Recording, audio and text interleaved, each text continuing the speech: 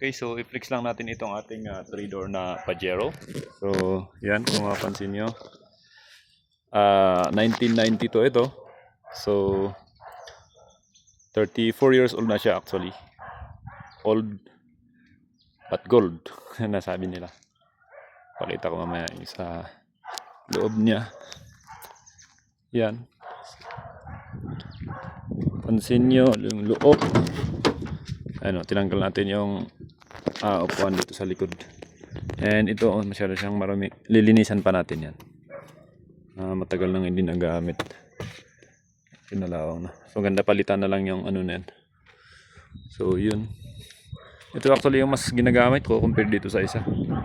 Kasi mas ito kahit saan pwede mo siyang dalhin, kahit robo-robo. Classic talaga.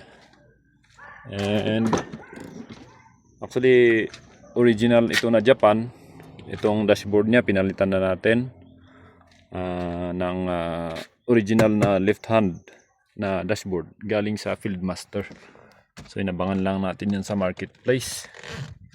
And 4x4 siya, automatic. 45-6 yung makina.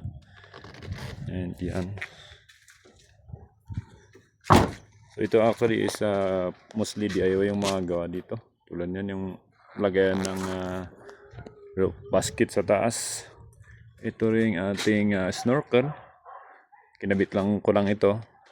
SR ang brand. And DIY ko lang din siya kinabit. At si-share ko mamaya sa link yung pinagkuhanan ko sa Shopee. Murang-mura lang po yan. 4,000 lang yung kuha ko dyan. Compared sa ipagawa mo pa sa labas. Pero siyempre, kung alanganin ka, mas maganda ipagawa mo na lang. 45-6 ang makina niyan. And kayang-kaya pa rin mag long drive.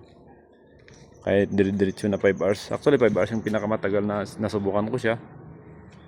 Yan. So naka R20 siya na gulong. R20 na all-terrain. Yan. Lifted din siya. 2-inch lift.